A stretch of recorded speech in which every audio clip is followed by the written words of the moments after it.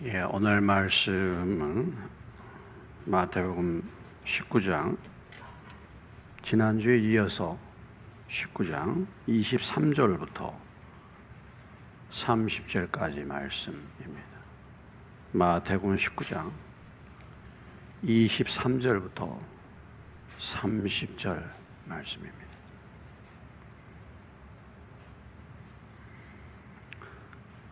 자, 찾으신 줄 알고 교독합니다. 예수께서 제자들에게 이르시되 내가 진실로 너희에게 이르노니 부자는 천국에 들어가기가 어려우니라.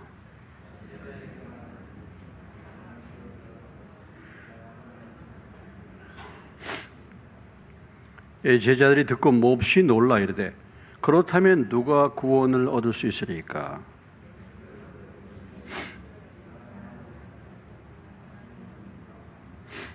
베드로가 대답하여 이르되 보소서, 우리가 모든 것을 버리고 주를 따라 싸운데 그런즉 우리가 무엇을 얻으리이까?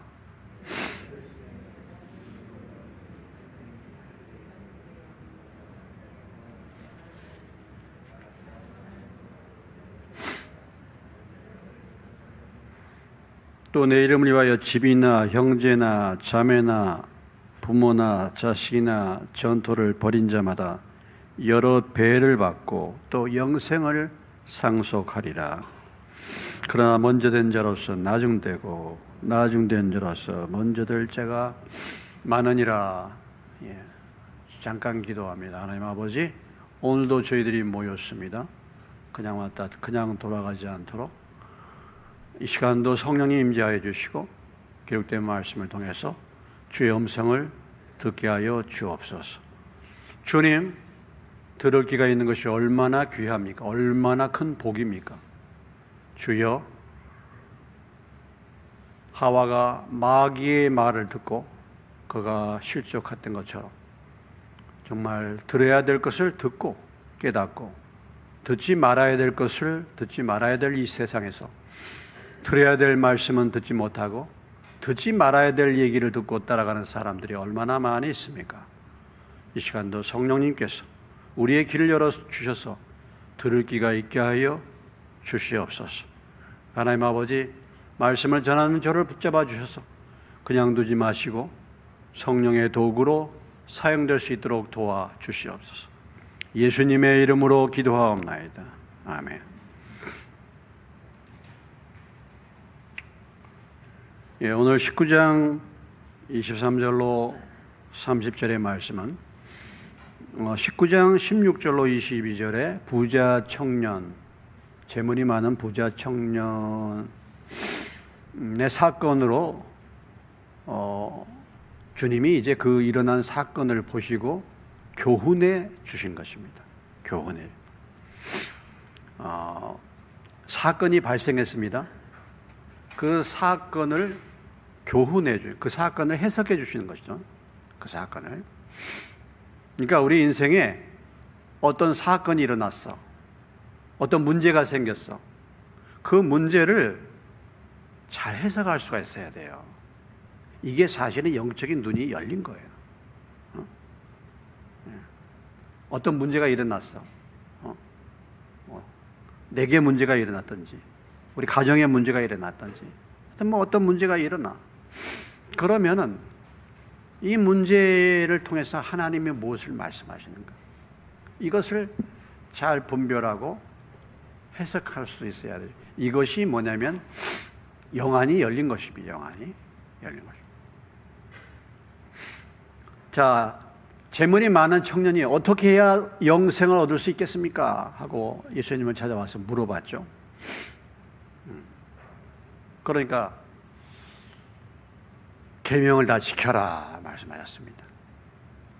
예수님이 그렇게 말씀하신 의도가 뭔가?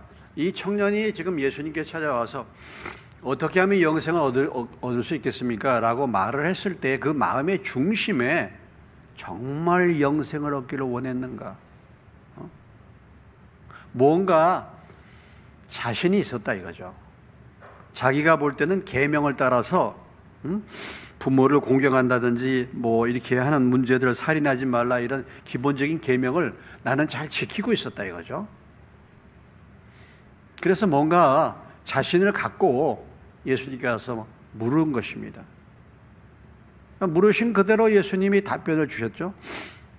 이러이러한 계명을 지켜라. 계명을 지켜라. 실상은 내가 생각할 때 나는 계명을 잘 지키고 있다고 하지만은 주님이 보실 때는 그게 아니지 않습니까? 계명대로 사는 사람이 누가 있겠습니까? 계명대로 사는 사람이 아무도 없잖아요.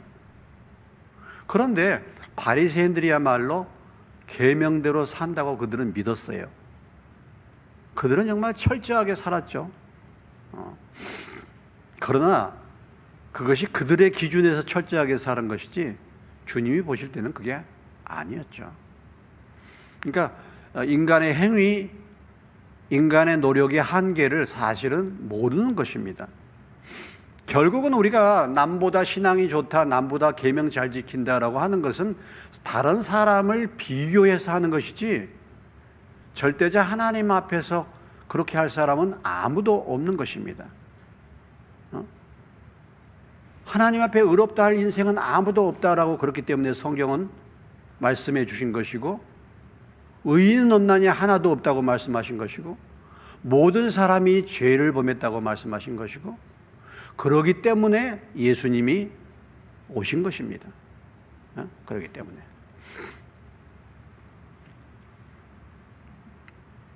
일반 이 세상의 모든 종교가요, 그 계명대로 살아라 이런 거잖아요. 그 계명대로 살고 그렇게 착하게 점점 살아가면 언젠가 좋은 데 간다. 그것이 일반적인 세상 종교의 특징이죠. 그러니까 인간이 노력해가지고 하나님을 찾아가는 것, 이것이 세상 종교. 그러나 우리가 믿는 기독교는 인간이 스스로 찾아서 구원을 얻을 수 있는 것이 아니라 이거예요. 그래서 인간의 한계를 깨닫고 내가 죄인임을 깨닫고 내가 절망하고 탄식할 때 하나님이 내게 손을 내밀어서 구원하신 종교, 구원하신 생명의 종교가 기독교죠. 사실은 기독교는 종교라고 말할 수 없는 것입니다. 그러니까 인간으로부터 출발이냐 하나님으로부터 출발이냐, 이게 차이점인 거죠. 그렇게 행하라, 다 했다 이거죠. 그러니까 예수님이 뭐라고 말씀하셨습니까? 내 소유를 다, 정말 그렇게 계명대로 살려고 한다면 너 가지고 있는 재산 다 팔아, 가난한 사람에게 다 나눠주고 나를 따라와. 그러면 영생 얻어 너가. 그러니까 근심하고 그 말씀을 듣고 근심하고 갔다 그랬죠. 말씀을 듣고 근심하고 왔습니다. 여러분, 우리가요 말씀을 들어도 근심도 안 하는 사람이 있어. 그래도 이 청년은 말씀을 듣고 근심이라도 했네. 우리보다 좀 나아. 말씀을 듣고 갈등을 했어, 조금. 근데요, 교회를 다니고 이렇게 다니다 보면은 말씀을 듣고 갈등을 안 해. 그냥 이쪽 귀로 듣고 저쪽 귀로 흘러버려요. 이게 이제 습관화가 되면요, 회개하라 말씀을 들으면 늘 그 말씀이 그 말씀이야. 그냥 그게야. 별로 근심을 하지도 않아. 기도해야 되겠다. 정말 이 세대를 보니까 정말 회개해야 되겠다. 말은 늘 듣는데 기도회 이렇게 금요교회 연합기도회 그러면 나오질 않아. 깨어서 기도한다 하는데 집에서 기도하나 모르겠습니다. 여전히 소용이 없어요. 근심도 안 해. 근데 오늘 이 재물이 많은 청년은 말씀을 듣고 근심했죠. 예. 잠깐 말씀을 듣고 근심도 안 하는 체질이 있어. 고민도 안 해. 말씀을 들어도. 이런 체질이 있어요. 두 번째는 말씀을 듣고 뭐예요? 고민은 해, 고민. 그렇게 해야 되는데 지금 이거 재물 버리기가 어려워. 그렇게 해야 되는데 이거 하기가 어려워. 고민이 돼, 갈등이 돼. 갈등이 되죠. 그런 다음에, 이제 그 다음에, 그런데 가는 게 아니라 주님 앞에 나오는 거야. 우리가 말씀을 듣자마자 주의 계집종이니 주님의 말씀대로 이루어지이다. 어떻게 이렇게 할 수 있습니까? 그러니까 마리아예요. 예? 말씀을 듣자마자 마리아가 뭐라 그래요? 주의 계집종이니 주의 말씀대로 이루어지이다. 이렇게 합니다. 그러니까 마리아죠. 마리아. 말씀을 들었는데 다 우리가 보면은 갈등이 되잖아요. 말씀을 들을 때 다 갈등이 돼. 왜냐하면 내가 그 말씀대로 못 살거든. 또 내가 그 말씀대로 하고 싶지가 않아. 재산 팔아서 바쳐라 그러면 누가 그거 그렇게 하겠습니다. 이렇게 그냥 이게 되겠습니까? 갈등이 된단 말이죠. 고민이 돼. 나는 내 마음과 내 육신의 소원은 그렇게 하고 싶지가 않아요, 솔직히. 그러나 주님이 말씀하시니까 내가 그 말씀을 따릅니다. 내 마음의 욕심, 내 마음의 원함과 내 생각과는 다르지만은 이제는 주님의 말씀을 따라서 주님을 따라갑니다. 이렇게 이제 할 수 있어야 되잖아요. 근데 부자 청년은 근심은 했는데 가버렸어. 이게 참 비극이죠. 여러분, 이게 참 비극이잖아요. 생사의 갈림길이잖아요. 우리가 오늘 이 사건을 보고 있습니다만은 이 부자 청년이 이 재물 때문에 그의 생명을 잃어버리는 거잖아요. 그러잖아요. 한 영혼이 천하보다도 귀하다. 우리가 그런 말씀이죠. 온 천하를 얻고도 자기 생명을 잃으면 무엇이 유익하겠느냐. 그렇습니다. 이 모든 재물을 갖고서 자기 생명을 잃어버렸어. 얼마나 비극적입니까? 얼마나 비극이에요. 재물 때문에 영생을 잃어버린 거예요, 이 사람. 참 보면은. 근데 우리가 오늘 우리 신앙생활도 얼마든지 그럴 수 있습니다. 이 재물 때문에 하나님의 말씀을 따라서 가는 것이 아니라 재물 때문에 근심하다가 세상 길을 가는 거예요. 내 길을 가는 거예요. 이런 사건이 벌어진 것입니다. 그렇죠? 이 사건이 벌어지고 지금 이제 예수님이 이 사건을 통한 교훈을 주시는 거죠. 예. 이 사건을 통해서 예수님이 교훈을 주신 겁니다. 그 교훈의 핵심이 무엇입니까? 23절로부터 26절까지 한마디로 말해서 이 교훈의 핵심은 부자가 천국 가는 것이 어렵다, 이런 말씀이죠. 그렇죠? 예.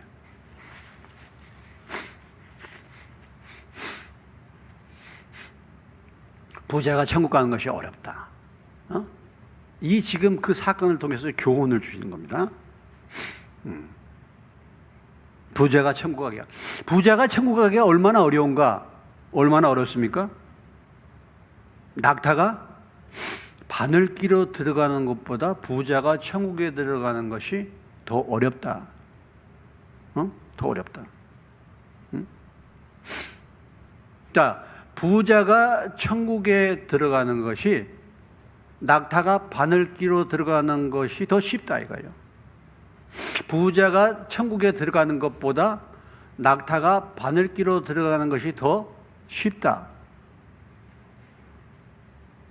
낙타가 바늘 끼러 들어가는 것 같이 바늘 끼러 들어가는 것이 어려운 것처럼 부자가 천국에 들어가는 것이 어렵다. 다 같은 얘기입니다. 네, 같은 얘기예요. 네. 같은 얘기를 조금 다르게 지금 얘기를 해보는 것이죠. 오늘 본문 말씀은 낙타가 바늘기로 들어가는 것이 부자가 하나님 나라에 들어가는 것보다 쉽다. 그러니까 부자가 하나님 나라에 들어가는 것이 낙타가 바늘기에 들어가는 것보다도 더 어렵다. 이런 얘기예요. 여러분, 낙타가 바늘기에 들어갈 수 있습니까? 이건 불가능하다는 얘기예요. 불가능하다. 부자가 이렇게 이제 말하는 것입니다. 부자가 왜 이렇게 하늘나라에 들어가기가 어려울까요? 여러분 어떻습니까? 물론 이 말씀을 듣고 제자들이 깜짝 놀래가지고 그렇다면 누가 구원 얻겠습니까? 라고 말씀하셨을 때 예수님께서 26절에 예수께서 그들을 보시며 이르시되 사람으로는 할 수 없으나 하나님으로는 다 하실 수 있느니라.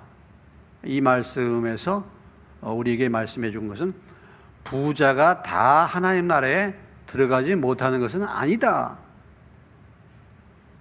부자가 다 지옥에 가는 것은 아니다. 부자도 하나님 나라에 들어갈 수 있다라는 조건을 달았죠. 사람으로서는 불가능해. 그렇지만 하나님은 하실 수 있다. 이렇게 이제 말했습니다. 그러니까 우리가 성경에 보면은 아리마대 요셉 부자였죠. 주님 나중에 끝까지 이렇게 살피지 않습니까? 삭개오 부자였죠. 주님을 만났죠. 주님이 그런 사람들에게도 은혜를 베푸셨습니다. 예. 자, 그러면 부자가 왜 하나님 나라에 가기가 어려운가? 부가 재물이 하나님의 말씀보다 귀하기 때문에 그렇다는 거죠. 하나님의 말씀보다 재물이 더 귀하다. 다른 표현을 쓴다면 재물이 하나님보다 더 귀하기 때문에, 귀하게 여기기 때문에 부자가 하나님 나라에 들어가기가 어렵다라는 거죠.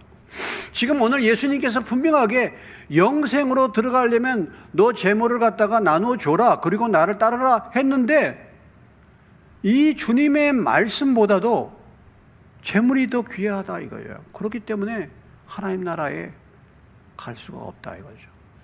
재물이 더 귀하게 여긴다. 그러니까 이 재물이라는 것이 사람의 마음을 빼앗아 가는 것이죠. 자, 다시 한번 보시겠습니다. 마태복음 6장 24절로 다시 가시면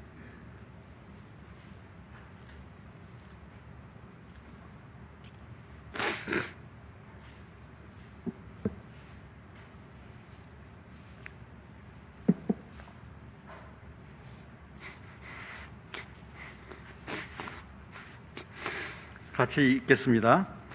한 사람이 두 주인을 섬기지 못할 것이니 혹 이를 미워하고 저를 사랑하거나 혹 이를 중이고 저를 경히 여김이라. 너희가 하나님과 재물을 겸하여 섬기지 못하느니라.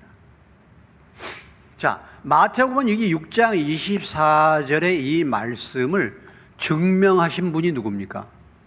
증명한 자가 누구예요? 재물이 많은 청년이잖아.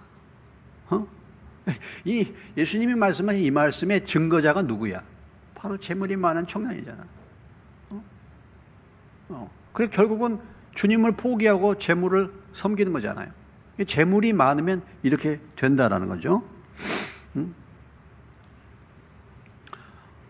하나님만큼 이 세상에서 하나님만큼 위력을 가지고 있는 것, 그게 지금 무엇입니까?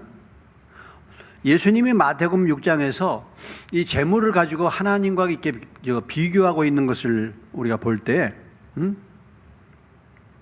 하나님과 재물을 겸하여 섬기지 못한다라고 비교하고 있을 때, 이를 미워하고 저를 사랑하거나 이를 중히 여기고 저를 그러니까 하나님과 경쟁 상대가 하나님과 경쟁 상대가 돼가지고 하나님과 비교할 수 있는 이 세상의 가장 큰 신이 뭐냐? 재물신이다. 이런 얘기입니다. 재물신. 재물신. 이 재물의 신은, 재물은 결코 하나님과 같이 갈 수 없는데 재물에 붙들리게 되면은 결국은 이 부자 청년과 같이 된다라는 것입니다. 자, 부자를 우리가 정의를 한번 내려보면요. 부자는 무엇이겠습니까? 부자. 세상 부자, 그러니까 세상 부자. 세상 부자는 돈을 하나님처럼 생각하는 사람이에요. 돈이면 다 된다. 돈을 하나님처럼 생각. 실제적으로 하나님이 없는 사람들에게 있어서 돈은 신이죠. 심지어는 믿는 사람들조차도 돈이면 다 된다라는 생각을 갖고 있습니다. 그만큼 이 세상에서는 돈이 힘이 있는 거예요. 돈이면 다 되는 거예요. 세상은. 그렇지 않습니까? 다 되는 거예요. 그러니까 돈이 신이야. 그래서 돈을 최우선순위로 두는 사람, 이 사람이 부자야. 세상 부자, 세상 부자.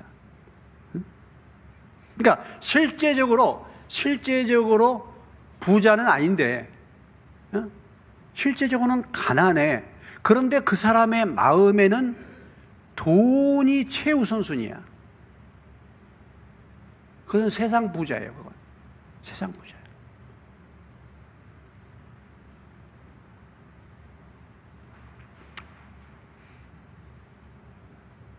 여러분, 이 재벌이 있잖아요, 재벌. 재벌이 사실은 돈이 많은 것 같죠? 재벌이. 그런데요, 재벌이 대출을 다 갚고 은행에서 대출 안 해주면요, 노모가 없어질 재벌들이 많이 있어요. 하루아침에. 예? 그런 걸 보고 뭐라고 얘기하죠? 예? 빚 좋은 뭐야? 개살구야. 막 화려해. 실제로 튼튼한 재벌이 있습니다. 재무구조가 튼튼한 재벌들 있잖아요. 재무구조가 튼튼한 재벌들이 있어요. 그러니까 자기 자본이 부채보다 훨씬 더 많아. 부채가 적으면 적을수록 견실한 그 재벌이 되잖아요. 견실한 회사가 되는 거고. 근데 겉은 화려해. 거의 다 대출이야.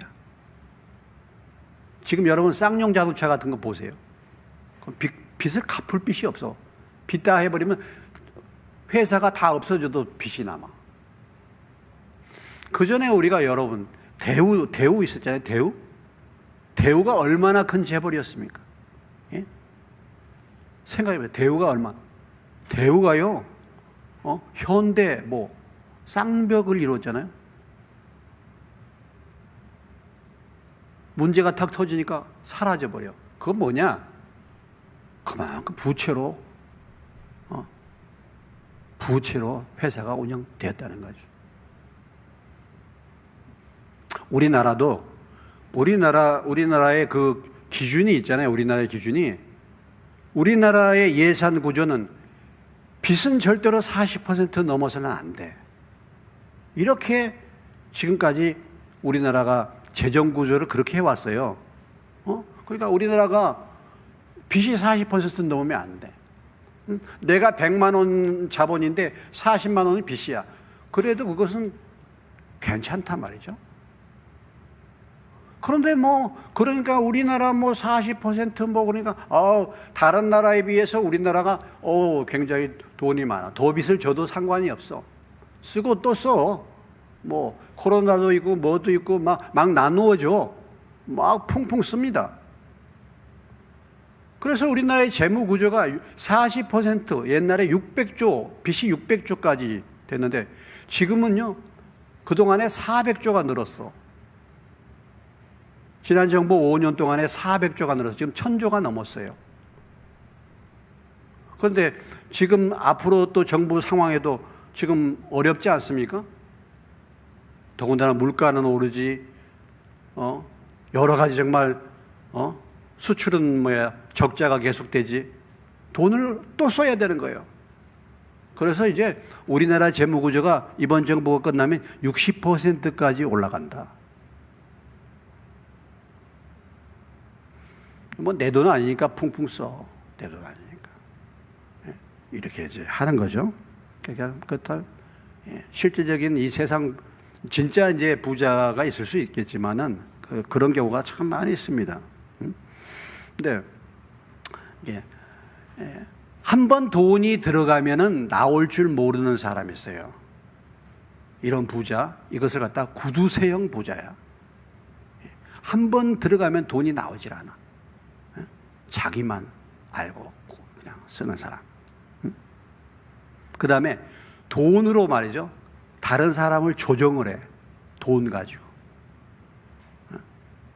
돈 가지고. 다른 사람을 조종하는 거예요. 이것도 좀 문제 있는 것이죠. 진짜 하나님이 원하시는 부자, 물질, 하나님이 주신 재물을 가지고 하나님과 이웃을 아름답게 섬기는 사람. 그것이 영적으로 사실은 부자라고 말할 수 있겠죠. 자,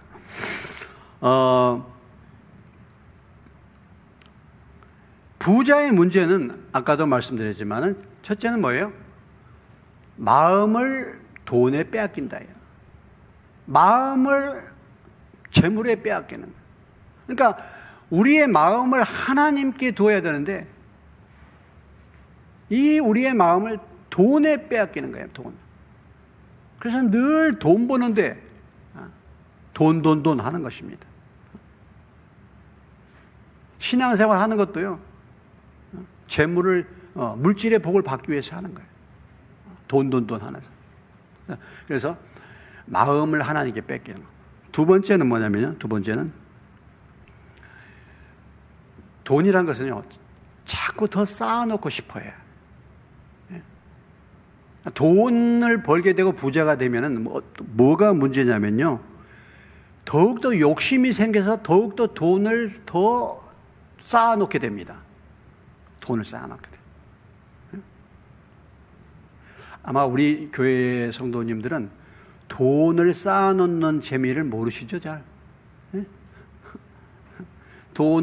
돈이 말이죠, 쌓아서 막 돈이 늘어나는 그런 재미를 느끼신 분들은 별로 안 계시죠? 그죠? 별로 안 계실 것 같아, 제가 보니까. 아유, 쌓아놓을 돈이 어디 있습니까, 목사님? 들어오기가 바쁜데요. 쌓아놓기는 그냥 빚만 지금 쌓아놓고 있습니다. 이렇게 하시는 분도 계시겠죠? 네, 돈이란 게요, 벌게 되면 돈을 쌓아놓으면 그게 아주 재미가 있는 거예요. 돈이 들어요. 그러니까 누가복음 12장에 부자가 뭐랬습니까? 부자가 곳간에 뭐야? 가득 있어.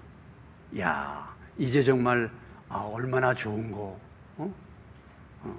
내 인생이 이제 얼마나 좋은 거. 든든하게 쌓여 있어. 든든하게. 그러니까 돈이 문제가 된 게 뭐냐면요. 돈이 없는 사람들이 돈 욕심이 많은 것이 아니라 이상하게 돈이 많은 사람들이 돈 욕심이 많아집니다. 돈 욕심. 돈을 자꾸 쌓아놓게 돼. 그리고 감사와 만족함을 갖지 못하게 되는 것이죠. 그리고 이 세상 재물, 이 부자는 뭐냐면, 그러니까 재물이면 아까도 말씀드렸지, 모든 것이 다 가능하다. 황금, 만능주의, 재물 만능주의, 이 세상 물질주의 속에 빠지게 되는 것입니다. 이것이 부자의 문제점. 이로 인해서 부자가 하나님을 떠날 수밖에 없는 이유가 거기에 있는 것입니다. 여러분, 공산주의와 자본주의, 이 세 개는 지금 그렇게 나눠져 있잖아요. 공산주의와 자본주의. 공산주의가 이제 공산주의 하다 보니까 실패했잖아요. 공산주의가 이제 자본주의를 도입합니다. 경제는 자본주의를 도입했어요. 공산주의 하다 보니까 안 되잖아. 안 돼. 제가 조선족 목사님을 한 분 만나서 저하고 교제하고 있는데, 우리 최 목사라는데, 우리 최 목사는 저기 어디서 태어났냐면 도문에서 태어났어요. 도문, 두만강 쪽에. 거기서 이제 태어났다가 영길에서 생활했는데 공산주의 하니까 고개를 절레절레 흔들어. 그렇게 사는 사람한테 물어봐야 돼. 예? 예. 배급제로 주니까 일하는 사람이 없대. 예? 일을 안 하는. 배급 받으니까 누가 일하겠어. 그래서 다 망하는 거야. 좋게 얘기하면 평등하게 다 나눠주는 거잖아요. 평등하게. 다 굉장히 좋아. 자, 그런 이제 공산주의가 있고, 그 다음에 뭐예요? 우리는 자본주의에 살고 있습니다. 그렇죠? 여러분, 공산주의가 좋습니까? 자본주의가 좋습니까? 자본주의가 좋다고 하죠. 자본주의가 뭐예요? 자유시장 경제. 이것도 성경적인 가르침 속에서 오는 것이다. 그런데 하나님이 없는 자본주의는 공산주의보다 위험해요. 하나님이 없는 공산주의보다 하나님이 없는 자본주의가 더 위험해.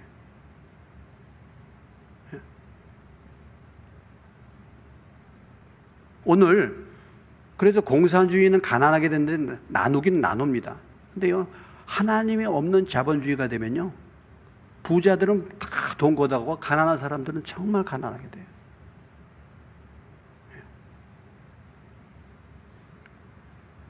하나님을 향한 마음이 없는 돈 중심, 자본주의가 되면은 이건 더 위험한 거예요.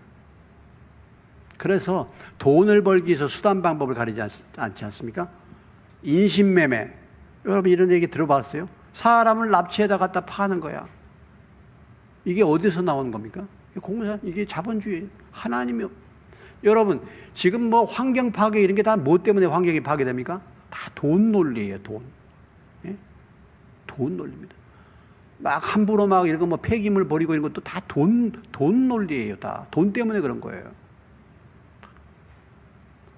오늘 이 사기치고 하는 것도 다 돈 아니겠습니까? 오늘 내가 신문을 봤더니 보이스피싱 사건으로 최고액을 털렸대. 41억 원이래. 예? 누가 털렸냐면 의사가 털린 거예요. 참. 의사가 똑똑한 줄 알았더니 그게 아니네. 의사면 똑똑하잖아요. 41억 원을 털렸어. 어떻게 참. 이렇게 카톡으로 연락 와가지고,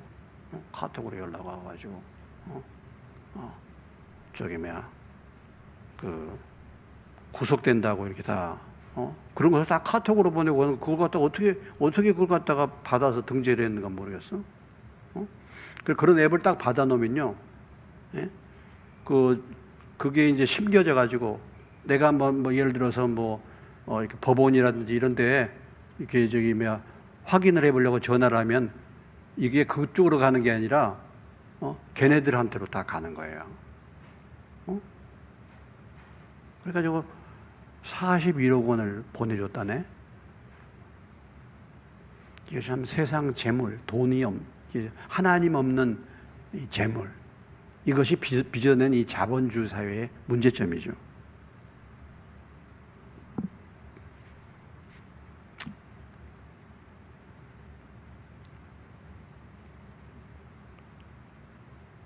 자, 다시 한번 우리가 말씀을 보시겠습니다. 디모데전서 6장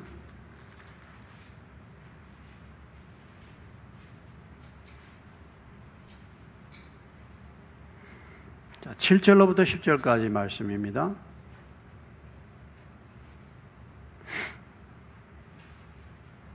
(7절로부터) (10절까지) 우리가 세상에 아무것도 가지고 온 것이 없음에 또한 아무것도 가지고 가지 못하리니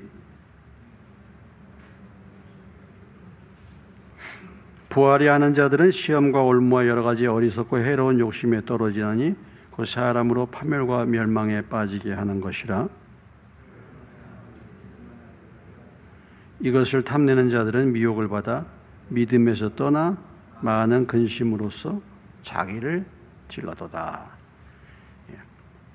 돈을, 성경은요, 돈이 불필요하다, 돈이 악이다, 돈이 잘못됐다, 이런 얘기를 하지 않죠. 돈은 필요한 것입니다, 여러분. 우리가 오늘 이 말씀을 나눌 때, 돈은 쓸모없다, 돈은 필요 없다,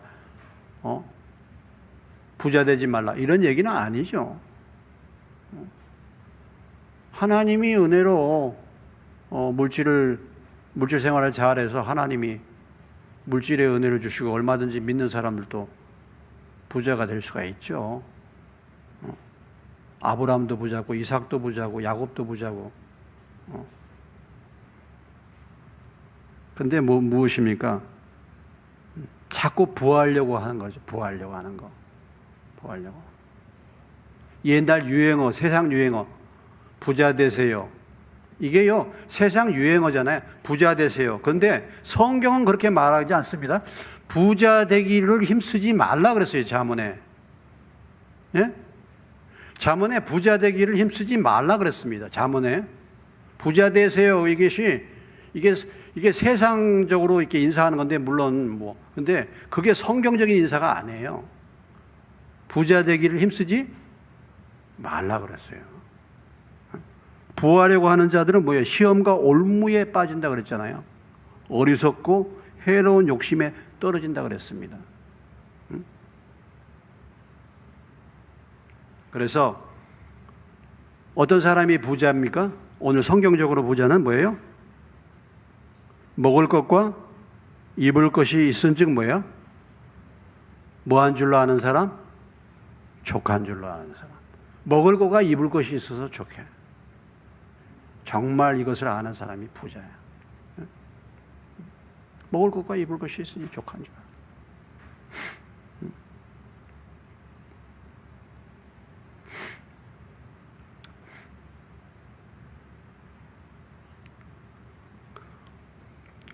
성경적으로 부자 되는 것이 무엇입니까? 성경에서 부자 되는 비결이 무엇입니까? 성경에서 부자 되는 비결을 몇 가지 말씀을 드리죠. 여러분 이 말씀을 잘 따라서 시행하면 성경대로 하면 부자가 될 수 있죠. 첫째는 뭐예요?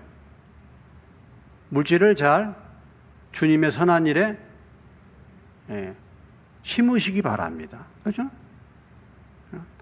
성경의 법칙은 뭐야? 무엇하는 대로 거둔다? 무엇하는 대로 거둔다? 심는 대로 거둔다. 심으면 30배, 60배, 100배를 거둔다고 그랬으니까 하나님의 말씀을 따라서 물질을 뭐예요? 하나님 앞에 잘 심어라 이거예요. 가난한 자에게 나눠주는 것이 뭐라고 얘기했습니까? 하나님께 뭐라고 했어요? 구워주는 것이 된다 그랬어요. 여러분 하나님 앞에 구워주면요 하나님이 이자 많이 붙여주십니다. 하나님은 최소 이자가 얼마예요? 30배. 가난한 자 구워줘. 그 성경적으로 부를 이루는 방법이잖아요. 또 성경에서 보면요 게으르면 가난해진다고 그랬어요. 게으르면. 잠언 23장에 가보시죠. 잠언 23장.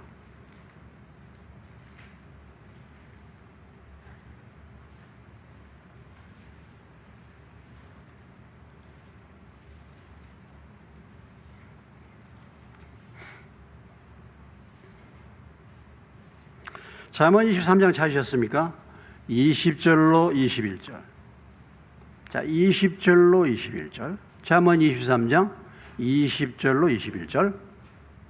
자, 같이 읽겠습니다. 술을 즐겨하는 자들과 고기를 탐하는 자들과도 더불어 사귀지 말라. 술 취하고 음식을 탐하는 자는 가난해질 것이요 잠자기를 즐겨하는 자는 헤어진 옷을 입을 것임이니라. 잠자기 즐거워한다는 이 말씀의 의미가 뭐죠? 게으름이라는 거죠. 게으르면 가난하게 되고 또 뭐예요? 술 취하고 음식을 뭐예요? 탐하는 자. 먹는 거 좋아하고 팡팡 써버린 거, 이렇게 규모 없이 쓰는 거, 이걸 말하는 거예요. 이러면 가난하게 되는 거예요. 그렇다고 뭐 인색하게 살아라 이런 말은 아닌데, 그냥 뭐 돈 벌어가지고 막 그런데 뭐 먹는 거 뭐 이런 것에 그냥 풍풍 쓰는 것입니다. 너무 가난하게 되는 거예요. 아니, 쓸 때는 써야 되겠죠. 뭐 할 때는. 그런데 이런데 너무 지나치게.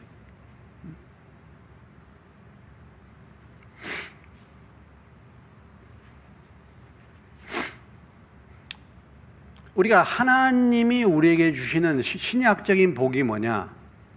신약적인 또 신약적으로 우리가 하나님 앞에 구해야 될 것이 뭐냐? 빌립보서 4장 19절.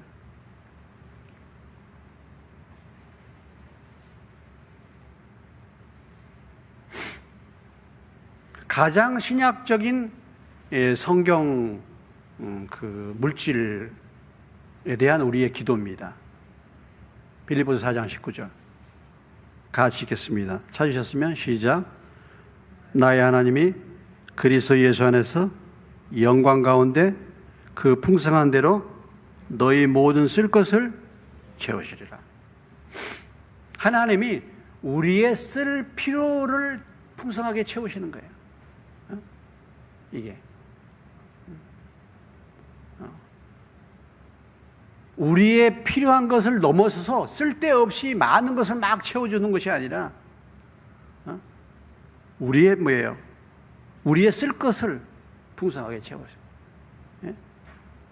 이것이 하나님이 우리에게 주신 신약적인 물질에 대한 기도 제목입니다.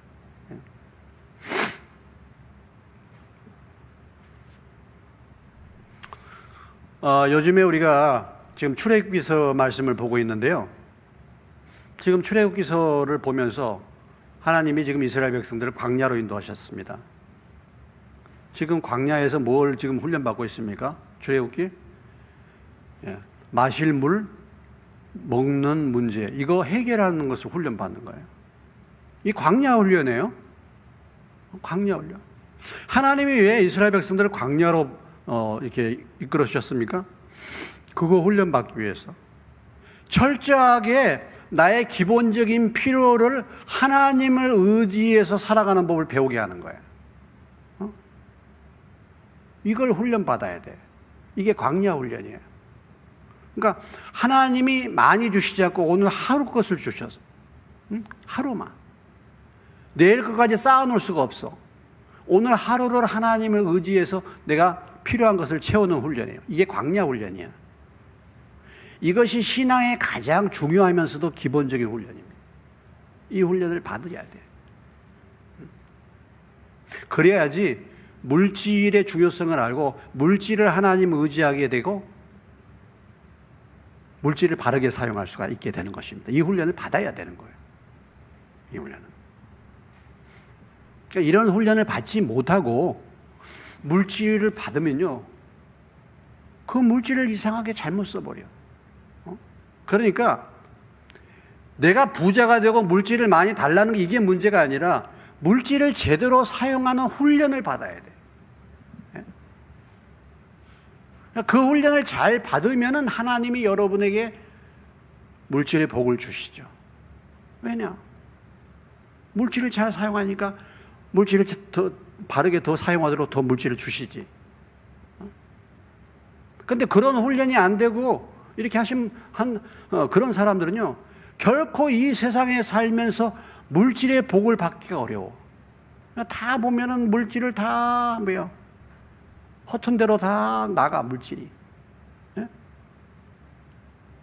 그래서 결코 가난을 경험하지 못하고 광야에서 빙빙 돌다가 가는 것입니다. 가는 거예요. 이 땅에 사는 동안에 여러분들이 이 물질을, 하나님이 주시는 물질을 정말 잘 사용하는 법을 배우시기를 주의 이름으로 축원합니다. 이걸 정말 말씀을 따라서 잘. 그리고 그래요. 이게 지금 우리가 뭐 염세주의처럼 또는 우리는 절의 중처럼 속세를 떠나가지고 산에 들어가는 신앙이 아니잖아요. 이 세상에서 그래도 믿는 사람이 물질을 다스려야 되지 않겠습니까? 믿는 사람이 부자가 돼야 되지 않겠습니까? 믿으시면 아멘 하시기 바랍니다. 물질에 별로 관심이 없고 나 욕심이 없는 분들은 또 아멘 안 하시는 분들도 계시는데, 저는요, 믿는 사람이 저는 부자가 돼야 된다고 생각해요. 하나님이 이 물질을 창조하셨는데 믿는 사람들이 물질을 가지고 다스려줘야지, 세상에 사기치고 안 믿는 사람들이 물질을 가져가지고 세상을 휘두르고 그래서는 안 되잖아. 그런데 이 물질을 말이죠. 왜 세상 사람들에게 빼앗기느냐? 물질을 바르게 말씀을 따라서 사용하지 않기 때문에 그런 거예요. 그래서 여러분들이 이렇게 기도해 보세요. 주님, 주는 것이 받는 것보다 복되다 그랬는데 제가 주는 사람 되길 원합니다, 주여. 주려면 뭐가 나한테 있어야지 줄 거 아닙니까? 그러잖아요. 맨날 꾸러 다니지 않고, 너희가 꾸러 다니지 않고, 복의 근원대라고 했는데 나눠주는 사람, 풍성한 삶을 산다고 약속하셨는데, 구차하게 이렇게 살아. 그런 원리 없이 그냥 세상에서 돈만 따라가고 물질만 바라보고 맨날 물질 복이나 달라고 이런 식으로 기도하니까 그런 거예요. 물질을 하나하나 쓰는 법을 철저히 훈련받아요. 여러분, 제가 개척해가지고 사실 얼마나 어려웠습니까? 정말 물질이 어디서 옵니까? 정말 하늘에서 떨어져야 되잖아요. 하늘에서 떨어져야 돼, 진짜. 진짜 광야 생활에서 만나가 내려와야지 사는 거예요. 이렇게 훈련받는 거 아니겠습니까? 그런데 제가 가난하고 아무것도 없고 그래도 제가 하나님 앞에 드리는 물질의 삶을 제가 인색하게 살았는가? 결코 그렇지 않죠. 가난하고 어렵기 때문에 내가 하나님 앞에 드릴 것을 내가 가난하고 어렵다고 내가 입마에 포켓하고 나중에 주님 지금 너무 형편이 어려우니까 봐주세요. 나중에 제가 드리겠습니다. 제가 이렇게 신앙생활 했습니까? 누구보다도 제가 많이 드린다고 그런 믿음으로 살아왔는데, 그러니까 하나님이 그런 과정을 거치면은 하나님이 알아서 이제 주시는 거예요. 알아서. 이렇게 훈련을 받으셔요. 그러니까 물질이 목적이 아니라 물질이 목적이에요. 그 물질을 통해서 뭐예요? 물질을 통해서 하나님께 영광을 돌리는. 아까 저기 내가 오늘 이제 박수진 집사님 거기 그 문상을 갔다 왔는데 2시간 반이나 걸리더라고. 엄청 멀대. 갔다가 이제 중간에 하면서 우리 교회에 좀 기도하는 일꾼들을 좀 세워봐야 될 텐데 이제 얘기를 나눴죠. 어떻게 하면 기도하는 일꾼을 좀 한 몇십 명이라도 기도하는 일꾼을 좀 세울 수 있을까? 요즘에 젊은 애들도 나오지도 않고 어떻게 하면까 이렇게 한번 해볼까? 그런 얘기를 그냥 나눴어요. 알바비가 1시간에 10,000원 정도 하니까 2시간 기도에 참여하라고 그러고 2만 원씩 준다 그러면 나올까? 2만 원씩 준다. 나오겠어요? 너무 싸? 그래서 20명만 모집하면 얼마야? 40만 원. 그죠? 예? 예? 하루도 2시간. 말씀 듣고 기도할 때까지 2시간 참석하는데 2만 원. 그럼 20명이면 40만 원이지? 40만 원이면 일주일에 두 번에 그러면은 80만 원. 그렇습니까? 일주일에 80만 원. 그러면은 한 달이면 얼마야? 320만 원이나? 아까는 계산이 그렇게 안 됐는데 상당히 많네. 처음에는 3만 원, 한 2만 원이면 싸서 안 올 거야. 3만 원, 3만 원 하니까 너무 많이 드는 것 같아요. 3만 원이면 3만 원 주면은 20명이면 60만 원이잖아요. 일주일에 2번이면 120만 원이고 한 달이면 480만 원이고. 그러면 이제 한번 모집을 해볼까? 내가 이제 써가지고 이제 모집을. 그래도 20명이라도 와서 뭐 알바비 준다 이거죠. 그럼 얼마나 올까? 여러분 어떻습니까? 그러면 이렇게 되면 어떻게 해? 지금 현재 기도 나온 사람 몇 사람이 있는데 그 사람만 계속 나오면 지금까지 돈 안 줬는데 그 사람 돈 줘야 되잖아. 우리 박정미 집사나 몇 사람 나오는 거기 뭐 줘도 되는데 그럼 얼마나 나올까? 돈을 좀 투자하고 싶어. 돈을 기도하는 데라도 기도하는 데 투자하고 싶어. 그러면 한 번만 참석하면 안 되니까 그럼 이렇게 2번 참석하면 5만 원, 3번 참석하면 8만 원 이렇게 해가지고 이제 그렇게 참석하도록 이렇게 해볼까? 이렇게 이제 구상했어요. 근데 이제 그 돈이 문제야, 돈이. 그런데 과연 그렇게 하면 올까? 세상 알바를 하라면 할 텐데 기도 알바를 하고 조금 더 저기 한다고 그렇게 주면은 올까? 지금 알바하는 사람들 새벽에 나오면 3만 원 주신다면 새벽 기도 나올까? 여러분 어떨까요? 좀 돈을 많이 벌어가지고 기도하는 일꾼들한테 좀 돈을 지불하고 그런 사람들을 일꾼으로 좀 세우면 얼마나 좋겠는가. 그렇게도 생각이 되더라고요. 아니 교회에서 뭐 어떤 직장도 마련해주고 그렇게 해가지고 할 수 있잖아요. 기도 알바, 기도팀을 불러서 기도 2시간 하면 얼마씩 준다 이거야. 그래서 우리 뭐 청년들도 그렇고 그래가 좀 기도 훈련을 좀 시켜봤으면 좋겠어. 앞으로 좀 그런 걸 좀 계획을 세워가지고 물질 좀 투자해가지고 20-30명이라도 좀 계속 기도할 수 있는 사람을 좀 세우면 어떻겠는가. 안 나오니까 그런 생각도 했습니다. 여러분들이 주님 앞에 기도해서 주님 내게 물질 주시면 기도하는 일꾼들의 알바비를 내가 되겠습니다. 이렇게 해서 기도해가지고 교회에다가 기도 알바팀들을 위해서 한 달에 200만 원씩 헌금하는 은혜가 있으시기를 주의 이름으로 축원합니다. 아멘 하신 분은 200만 원씩. 자, 부자가 참 하나님 나라 들어가기 어렵다. 부자가. 우리 교회는 뭐 부자가 그렇게 없어가지고 어떻게 생각하면 좀 다행일 수도 있겠는데 부자가 왜 하나님 나라에 들어가기 어렵습니까? 재물에 마음 빼앗겨서 그런 거 아니겠어요? 마음 빼앗겨서. 그러면 부자가 아닌 우리들은 우리의 마음이 어디에 있습니까? 부자가 아닌 우리들은 그러면은 하나님 나라에 들어가기가 넉넉하겠네요. 근데 또 그것도 아니야.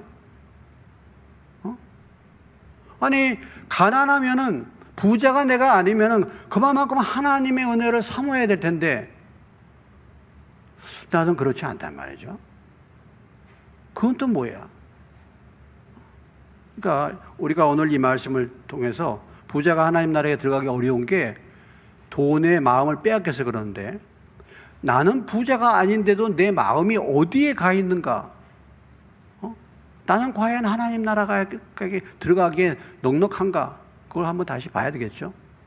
그래서 오늘 27절 이하에 베드로가 예수님께 다시 질문하는 것이 그거 아니겠습니까? 베드로의 질문이 무엇입니까? 보소서 우리가 모든 것 버리고 주를 따랐는데 우리가 무엇을 얻겠습니까? 이런 얘기잖아요. 우리는 주를 위해서 모든 것을 버린 우리들은 그러면 과연 무엇을 얻겠나이까? 주께 헌신한 사람들의 보상이 무엇입니까? 이런 얘기잖아요. 주께 헌신한 사람들이 하나님이 주시는 상급과 영광이 무엇입니까? 이런 말이죠. 그런 사람들에게 하나님이 어떤 영광을 주신가? 28절에 12보좌에 앉아 이스라엘 12지파를 심판하는 권세, 하나님 나라에서의 상급이죠. 주님이 오실 때, 하나님 이 땅에서가 아니라. 그 다음에 29절에 보면은 내 이름을 위하여 집이나 형제나 자매나 부모나 자식이나 전토를 벌인 자마다 여러 배를 받고 또 영생을 상속한다. 오늘 이 말씀을 보니까 하나님 앞에 드린 사람, 헌신한 사람은 여러 배를 받는다 그랬잖아요. 그러니까 여기에서 세상의 복도 하나님이 약속하셨다는 거죠. 그리고 영생을 상속하게 된다. 당연히 영생을 받게 된다. 이런 얘기죠.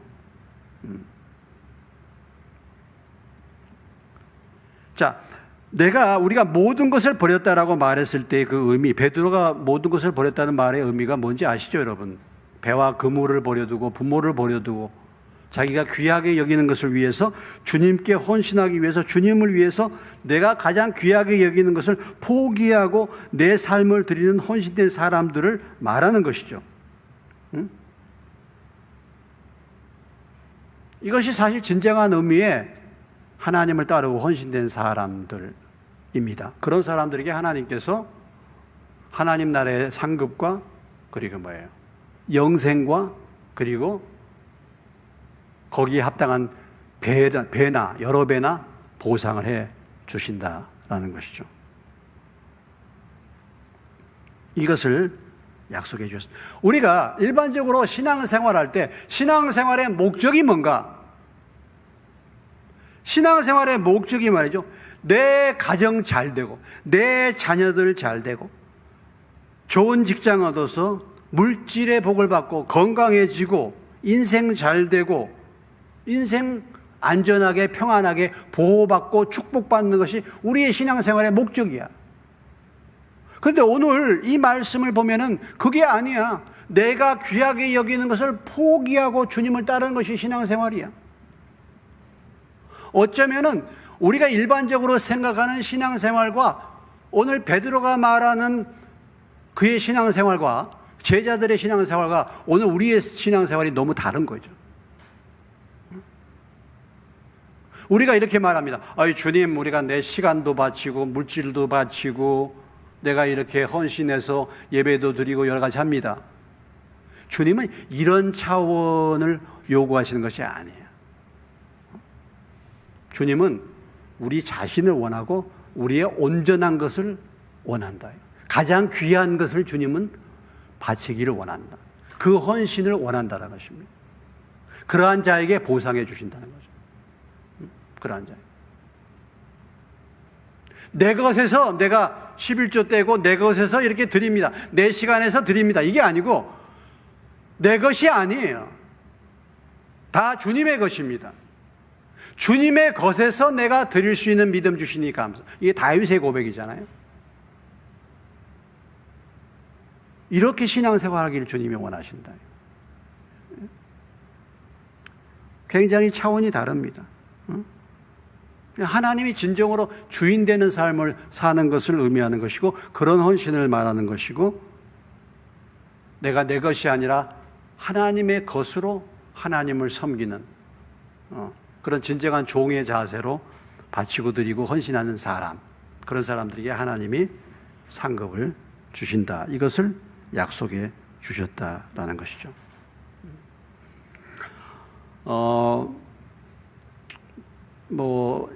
이것이 이제 또 우리의 하나의 신앙 고백이 되어야 될 텐데 이 말씀 나누고 마치겠습니다. 디모데후서 잘 아는 말씀입니다만은 디모데후서 4장입니다.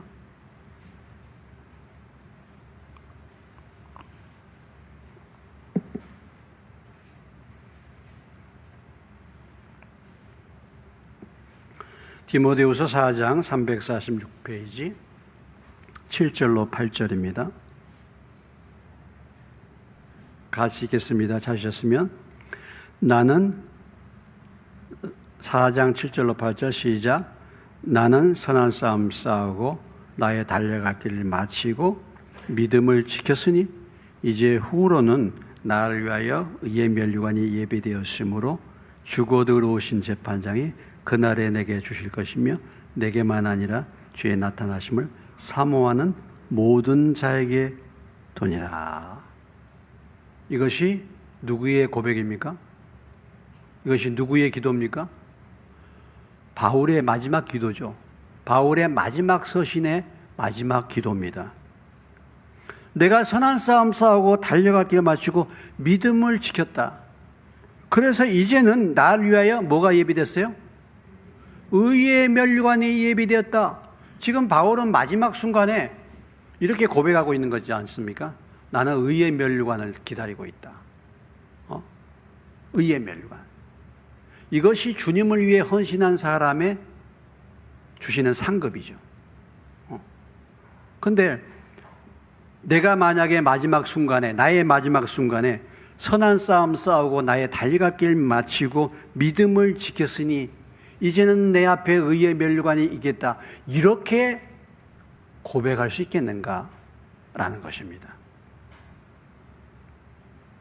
저는 요즘에 나이 드신 분들, 우리 임승배 장로님도 마찬가지예요. 그렇게 건강하신 분이 갑자기 꺾여. 금년 넘기실려나 이렇게 걱정되는 거예요.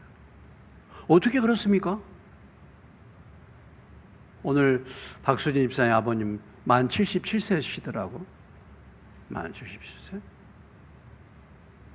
그러면서 다 그래요. 이제 나이가 들어가면 요양원 가야 되고 이렇게 부모님들 보시잖아. 여러분 그 부모님들 나이 들어가시는 것을 그걸 보면서 무엇을 여러분 생각하십니까? 무엇을 생각하십니까? 우리 부모님들이 좀 우리들에게 너무 어렵게 하지 않으셨으면 좋겠어. 또 본인이 너무 고통스럽게 고통을 오래 겪으시다가 돌아가지 않았으면 좋겠어. 또 우리들도 너무 우리 부모님을 섬기다가 너무 지치지 않게 그런 걸 생각해요. 그런 거 생각해요. 근데 그런 부분들을 위해서 우리가 기도해야 되겠지만은 나는 어떤가? 우리 부모님들이 그런 부분에 전혀 준비 없이 살아오셨잖아. 그럼 나는 과연 내 인생이 어떻게 될 것인지 기도해야 되지 않겠어요? 오늘 바울의 고백을 보십시오. 바울의. 어떻게 참 내가 선한 싸움 싸우고 달려갈 길 마치고 믿음을 내가 지켰다. 이제 나에게는 의의 면류관이 기다리고 있어. 이것이 저와 여러분의 지금부터의 기도 제목이 되시기를 주의 이름으로 축원합니다. 근데 내가 선한 싸움 싸우고 달려갈 길을 보고 믿음을 지키는 게 없어. 내가 드린 게 없어. 지금까지. 무슨 선한 싸움을 싸고 우리가 믿음을 지키고 달려갈 길 달려왔습니까? 주님 앞에 정말 포기하고 주님을 위해서 헌신한 것이 무엇입니까? 없는 거야. 어떻습니까, 여러분? 정말 주님을 위해 내 주권을 내놓고 본토 친척 아비 집을 떠나고 아비와 자식과 이 모든 것을 버려두고 그런 것을 뒤에 두고 주님이 우선순위 돼가지고 내가 주님을 따랐는가? 아니면은 여전히 이 세상 것들이 우선순위가 여전히 이 세상 물질이 우선순위, 이 세상 뭐예요? 눈에 보이는 것이 우선순위가 돼가지고 그렇게 신앙생활을 하고 있지 않는가? 우리가 다시 한번 돌아봐야 할 것입니다. 오늘 그렇게 주님을 따르는 자들에게 주님이 약속해 주시는 말씀 뭐예요? 하늘나라의 상급과 이 땅에서도의 여러 배의 축복과 영생을 틀림없이 상속하게 될 것이다 라고 말씀하고 있지 않습니까? 우리가 하나님께 나아가는 자는 반드시 그가 계신 것과 자기를 찾는 자들에게 무엇을 주시는 분? 상 주시는 분이심을 믿어야 한다 그랬는데 여러분 주님 앞에 받을 상급을 기대하고 계십니까? 오늘 이 본문에서 약속하신 이 주님의 약속이 저와 여러분의 상급이 되시기를 주의 이름으로 축원합니다. 그러기 위해서는 이제 우리의 삶을 주 앞에 드려야죠. 드려야. 맨날 받을 것만 생각하는 것이 아니라 드려야. 자, 오늘 물질 생활 하나님 나라에 들어가기 어렵다고 말했습니다. 물질 많은 거, 물질에 대해 욕심. 여러분 어떻습니까? 여러분 인생 살아가면서 늘 여러분의 마음을 차지하고 있는 것이 무엇입니까? 세상의 물질입니까? 아니면 주님이십니까? 예, 돌아보시고 여러분들이 항상 주님 우선 순위로 오늘 사도 바울의 고백이 저와 여러분의 고백이 되고, 바울뿐만 아니라 이것을 기대하는 모든 사람들이 예비하는 의의 멸류관을 받는 저와 여러분 되시길 주의 이름으로 축원합니다. 기도하겠습니다.